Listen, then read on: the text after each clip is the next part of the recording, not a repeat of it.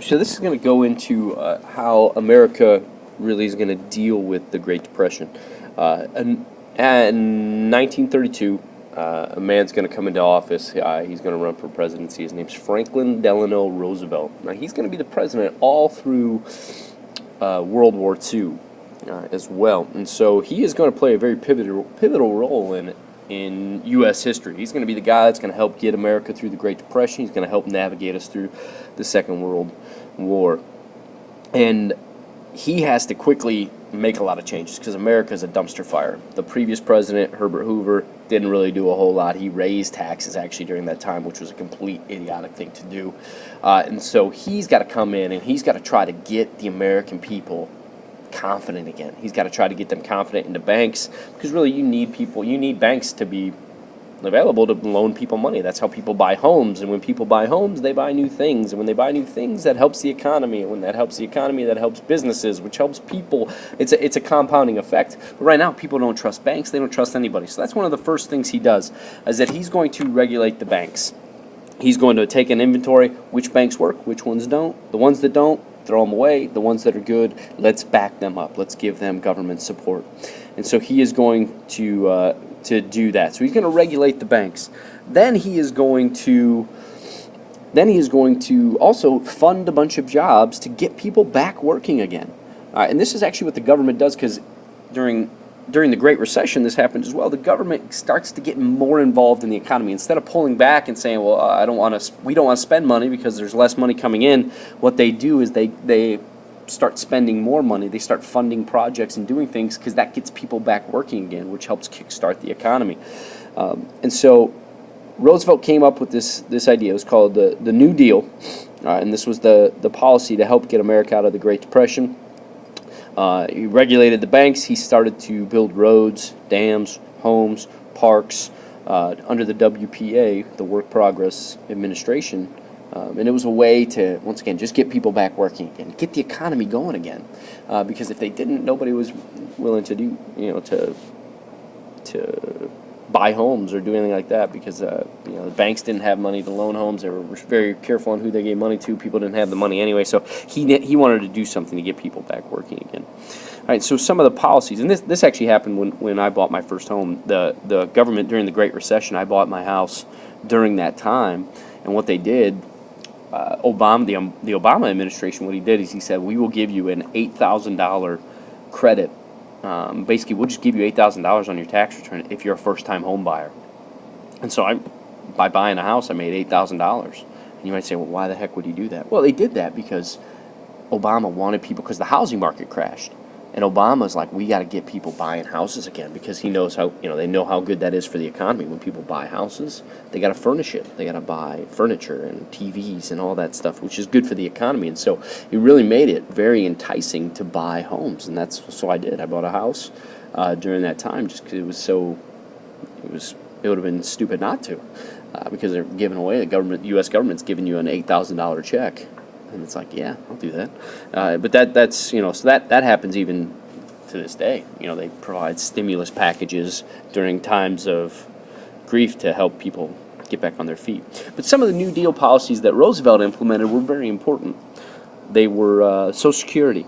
So now if the elderly, you'll pay into this when you get older. You'll pay into Social Security. Then when you get older, you'll get a check once you get to retirement age. Other things that the New Deal policy created, was unemployment insurance.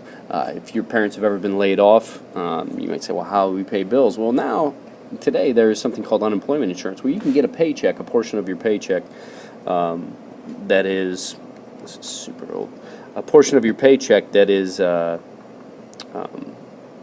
of what you're kind of used to making. The government will pay you while you're looking for work. Well, back then they didn't have that. So when all these businesses shut down and there's a 25% unemployment rate, these people literally had nothing. Their savings were gone because the banks closed down. They don't have jobs. They're not bringing in any money. There's no unemployment insurance. Now you can get a paycheck while you're looking for a job, just to make ends meet. Maybe pay your mortgage, buy a few groceries, just stuff to help you until you find that job. Back then they didn't have that. So when people lost their jobs, they lost their that's why so many people lost their homes and they lived in those Hoovervilles. So he established minimum wage. Basically, you couldn't make less than 25 cents an hour. There's this 6.55. I made this PowerPoint a while ago, but it was I don't know. Today it's probably close to $8. The FDIC. So basically, like I said, he went through and he regulated the banks that worked. Every bank you see will have an FDIC stamp on it, basically guaranteeing the federal government will personally guarantee that if up to $100,000, if you have money invested in them, that you will get that money back. And that was a way to get people's confidence back in banks again. Because like I said, banks are really important. And the SEC was created, not the football conference, but the Securities Exchange Commission. They were created to prevent basically the stock market from crashing again. And so there's a lot of things that FDR did during the New Deal that inspired confidence again, getting people back working again, trying to fix the banks, trying to regulate the stock market, making minimum wage, making unemployment insurance, establishing Social Security. There's all sorts of things that were done. But really the outcome of the Great Depression is that it left millions of people unemployed, and this is really going to be crucial here. It is going to increase the government's role in the economies. That makes it worse to see. I don't like that. Because the public's confidence was shaken in the market economy, so government's going to be more involved. So instead of that laissez-faire, let people do what they want, government's going to get more involved. And it's actually going to you're going to see an uptick in people wanting to see communism. All right, where they're like, well, hey, capitalism, it looks like it failed.